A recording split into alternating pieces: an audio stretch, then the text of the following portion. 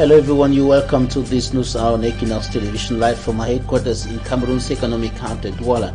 I am Bable Jonathan, the former divisional delegate of mines for the Manyo division in the southwest region of the Republic of Cameroon. Abducted an enormous material damage recorded in a shootout in that part of the crisis-stricken Anglophone regions of the Republic of Cameroon. We bring into you details in this edition of the 6 p.m. newscast. The International Monetary Fund and Human Rights Watch warn of a worsening food crisis or food security situation on the African continent as a result of the war going on in Ukraine, a situation that could spark social unrest if the war continues beyond April, according to the International Monetary Fund and Human Rights Watch. Stay with us.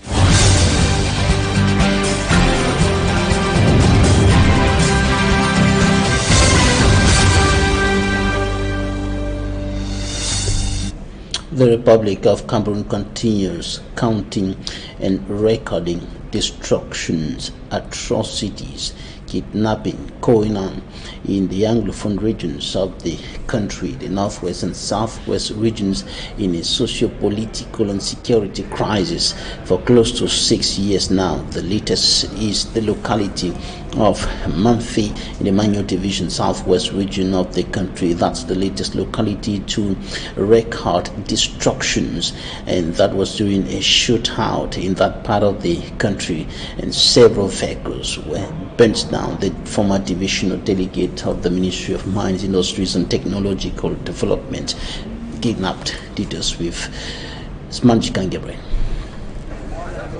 It was a difficult start of the day for the inhabitants of Manfi town in Manyo division, southwest region of Cameroon. The population woke up to discover that all cars that were stationed at the park have been burned. The incident happened at about 2 a.m. this Thursday. According to inhabitants of Manfi town, they heard gunshot for several hours throughout the night of Wednesday, breaking Thursday, only for them to wake up to discover the destructions. Apart from the burnt cars, a bar that was used by all travelers was also set ablaze, with all its contents destroyed. At the time of this report, sources told us that at least 3 people were also shot during the shootout, with a former delegate kidnapped and taken away by the unknown gunmen who attacked the town. This attack is coming some few weeks after 2 alleged separatist fighters were killed in Chang village as they attempted to attack the convoy of the senior divisional officer who was on the Meet the People store. And the consequences of the close to 6-year armed conflict going on across the northwest and southwest regions of the Republic of Cameroon are far-reaching on local councils and inhabitants of especially remote areas of the 2 regions affected by this crisis. And one of such localities is Bangem. However, life seems to be gradually returning to normalcy in that part of the southwest region, despite the unstable socio-political and security situation. The Immaculate Faway reports. Calm is gradually returning in the town of Bangem, Kupe Maninguba division of the southwest region. However, the ongoing Anglophone crisis has drastically affected economic activities, making it hard for councils to generate income so as to properly develop the area which is undergoing an economic crisis. The Bangem Council, just like other councils, especially in the northwest and the southwest where we've had a lot of problems. The problem is not very much that of the mayor or the council as a whole, but the difficulties in raising revenue. There are areas in the Bangem municipality where the problem is that fear still lingers in people's minds to go there and collect taxes. Some salaries have not been paid of workers, but we have absolute hope The mayor is doing just everything in his own power to see that these council workers smile. But like I said before, the problem is collection. The collection of revenue was so low in certain heads, in many of the heads, because the people who were collecting those revenue could not really register each revenue according to the various heads that were given to them, because they are not people who are, they're not professionals.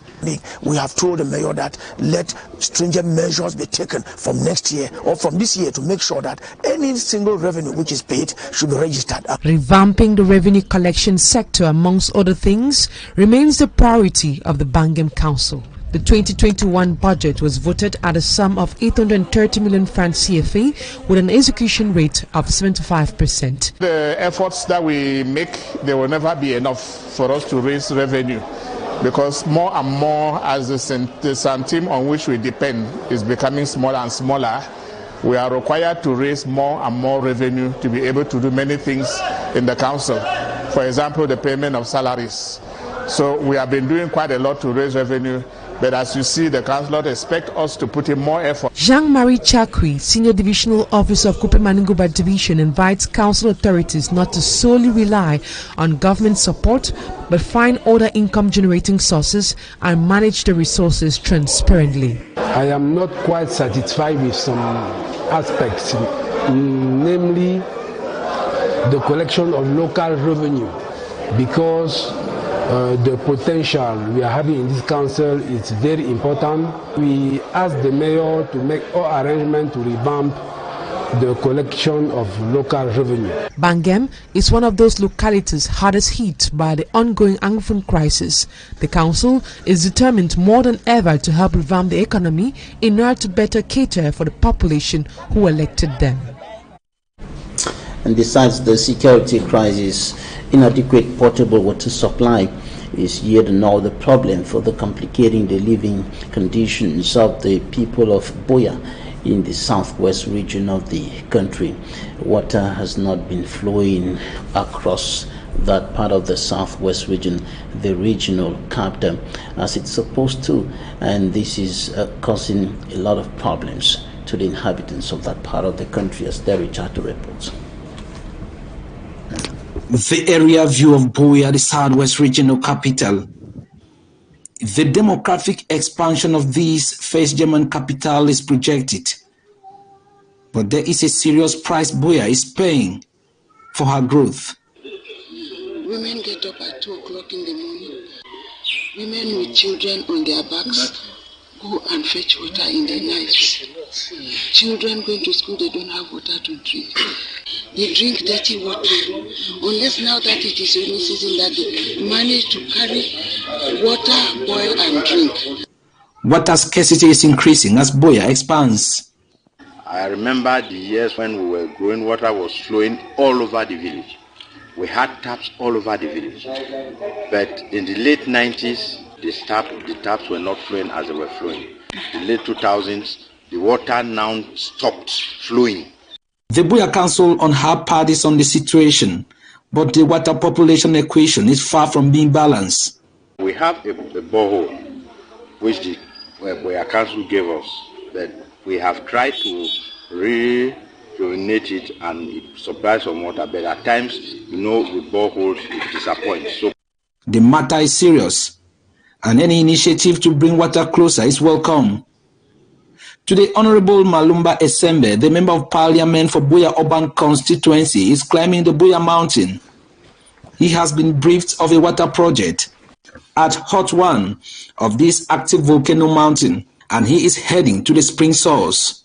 I have come here as a servant of the community to see for myself what has been done to encourage those who are doing the work. A project which is being graciously sponsored by the Mount Cameroon National Park and the AIVDP, which is a project under the Ministry of Agriculture. Mapanja, Likombe Boasa, Nanga, and Bokwango villages will benefit from the water project. And a nationwide shortage of tuberculosis drugs is threatening the lives of patients. They say the shortage is fast killing them, and this is further worsened by the fact that there is no clear information on when the drugs will be available. For me, Armstrong Sander has more.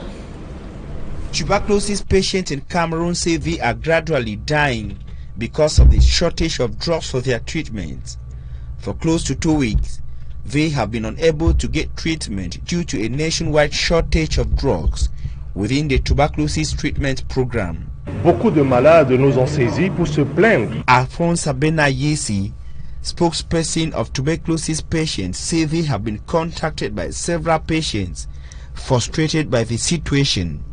Vrai, vérifiable et officiel. He says most of these patients are even more frustrated by the fact that no clear information is given by authorities on when the drugs will be available.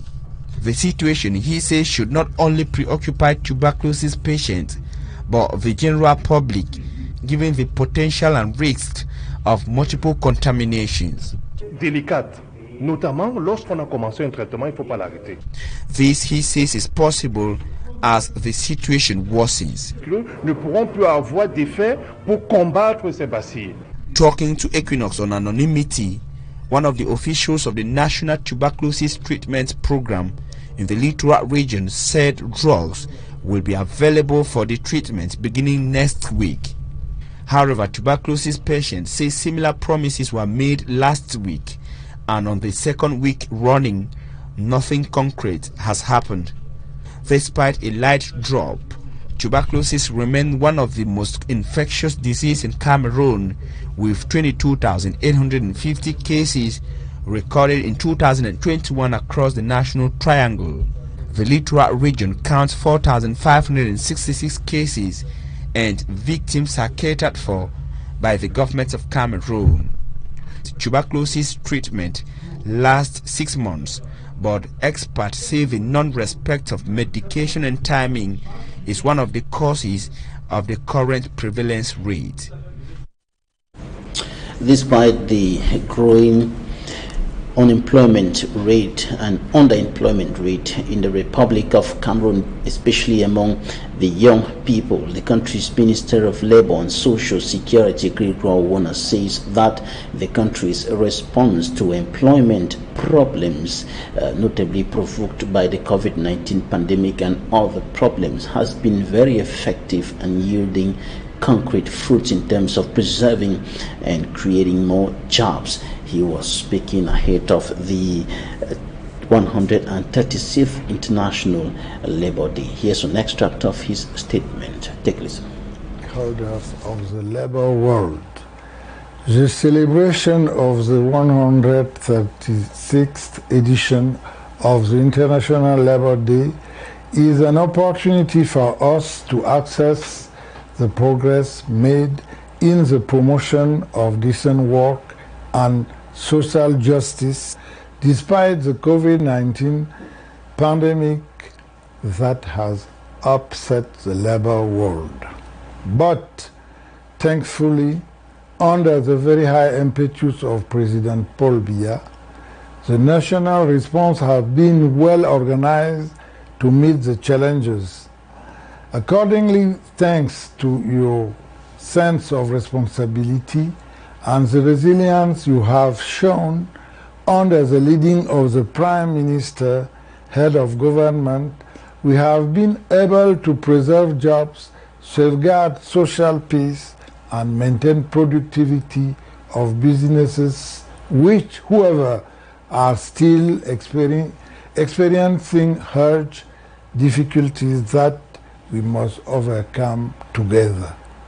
Considering the changes affecting the labor world, we must therefore remain mobilized more than ever in order to turn them into greater opportunities.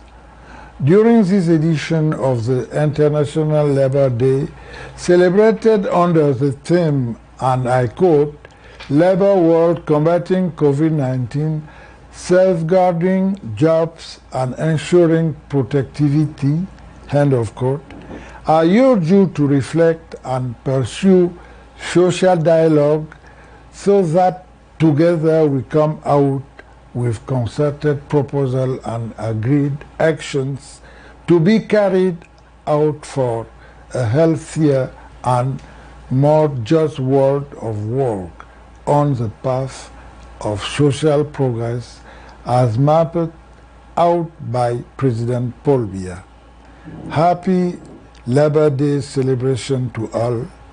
Happy Labor celebration to all stakeholders of the labor world.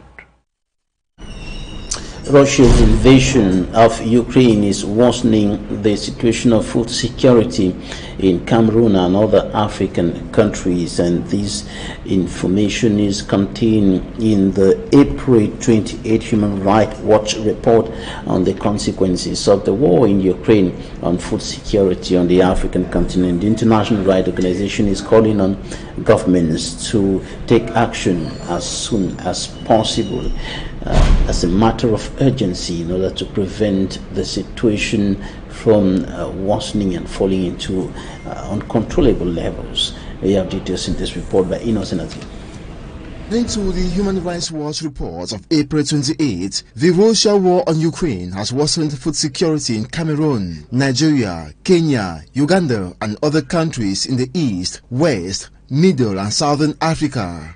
The war comes to sour food prices in these countries already suffering from hikes provoked by floods, drought, landslides, and the COVID-19 pandemic, as production efforts and global supply chains were interrupted.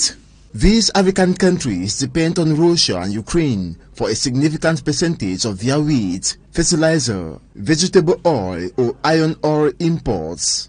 Human Rights Watch research on the food situation in Cameroon, Kenya, and Nigeria affirms that rising food prices exacerbated by the war severely affects people's livelihoods and food security, especially in countries where adequate social protection is lacking. The World Food Programme, that also depends on Russia and Ukraine for wheat to supply around the world, warned that if the war lasts beyond April, acute hunger may increase by 17% globally, with the sharpest increases expected in East, West, and Southern African countries, as people here may experience acute food insecurity rise by 20.8%, affecting 174 million people.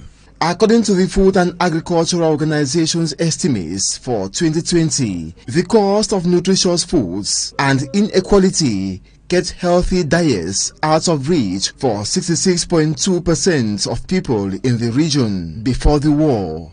Approximately 323.2 million people in Africa, or 29.5% of the population, ran out of food or went without eating that year. In West and Middle Africa, the share of food insecure populations is even higher, 68.3% and 70% respectively. The number of people affected by food insecurity continues to increase under the shadow of the COVID-19 pandemic. The Human Rights Watch report indicates that food inflation particularly affects people in poverty who spend more of their income on food even when consuming the lowest cost options. The rights organization says governments should act to protect everyone's rights to an adequate standard of living, and in particular the right to food, by scaling up emergency food aid and expanding social protection systems. A global fund for social protection be set up. International financial institutions like the World Bank and International Monetary Fund should refrain from pressuring countries to adopt fiscal consolidation measures that could further raise the cost of food or cut social spending.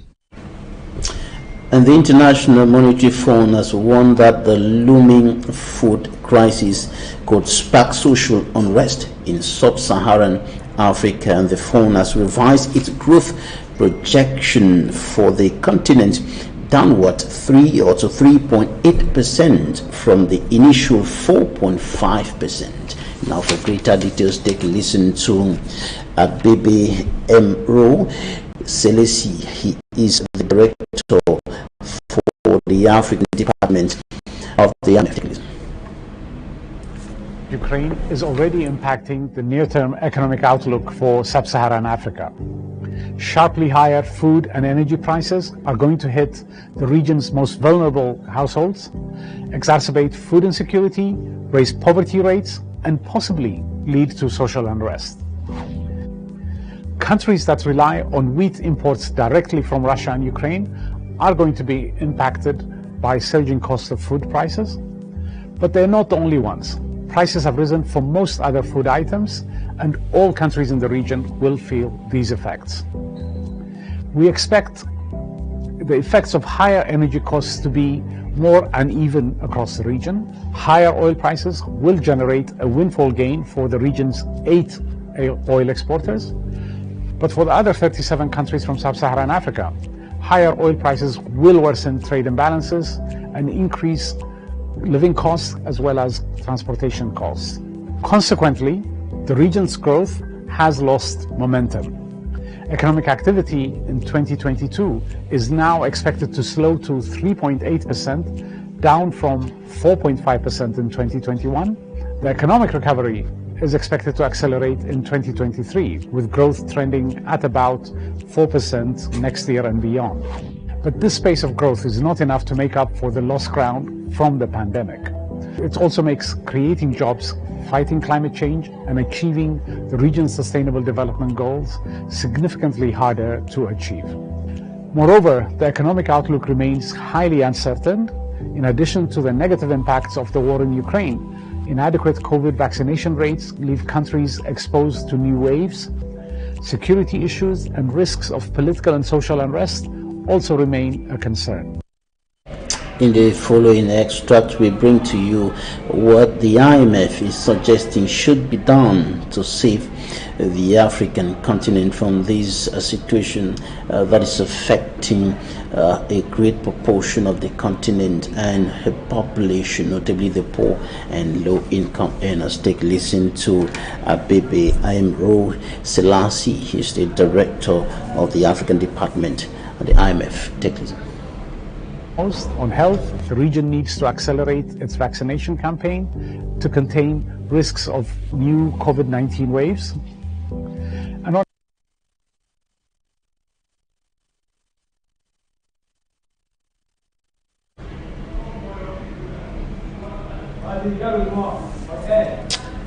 sorry for the abrupt end of that excerpt of the director of the African Department, the International Monetary Fund, which was talking about what should be done to save the African continent from the current situation. And I said earlier that the fund has revised its growth projection for the continent downward to 3.8% from the initial 4.5% in its latest economic outlook. The IMF says that the war in Ukraine has caused a sharp increase in the prices, a sharp increase in energy and food prices that could undermine food security in the region, raise poverty rate, increase income inequality, and possibly lead to social unrest. And its report says that the war has stalled growth momentum seen in the second half of 2021 as countries continue to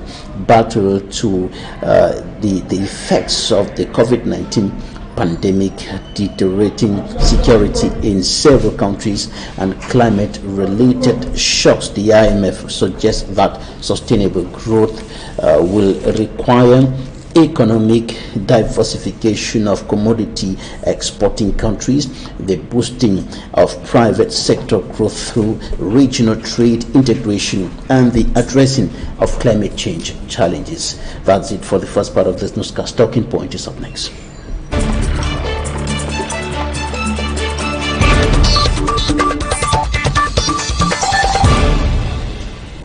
And we're going to continue the discussion on the threat that the war in Ukraine has brought to bear on food security in the African continent, and several countries are suffering the consequences of that war, and food security is seriously threatened. Now joining us from the United States of America is Lena Simet. She is a senior researcher on poverty and inequality at Human Rights Watch. You're welcome.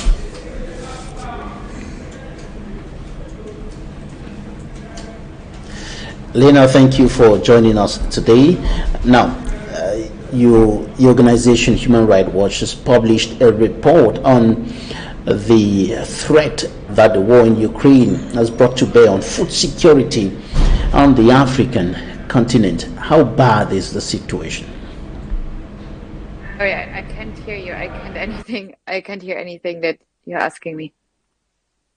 All right, we're talking about the situation as far as food security is concerned on the African continent, and this the war going on in Ukraine. Russia's invasion of Ukraine has brought a serious pressure on food security across the continent, with increasing food and fuel prices, and of course which is coming to worsen.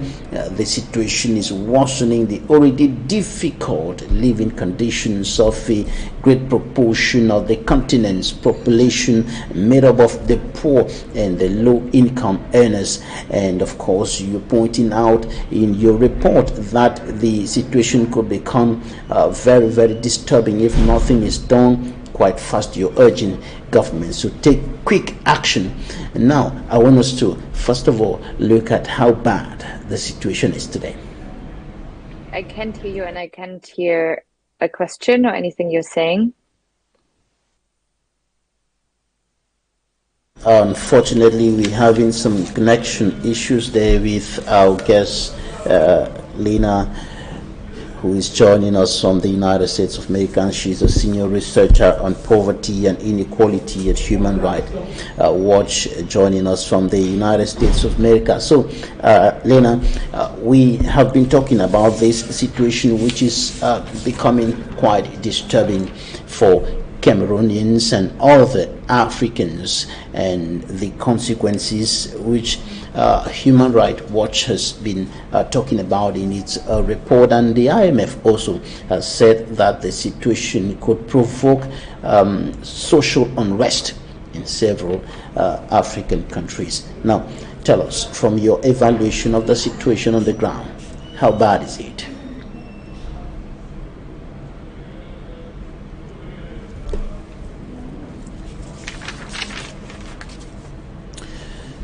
Unfortunately, we may not be able to continue with this discussion with Lena, senior researcher, joining us from the United States of America, senior researcher on poverty and inequality at Human Rights Watch, and the food security problem on the African continent. And we'll be drawing the curtains on this edition of the 6 p.m. primetime newscast on Equinoxe television here. Thank you for staying with us. Bye-bye.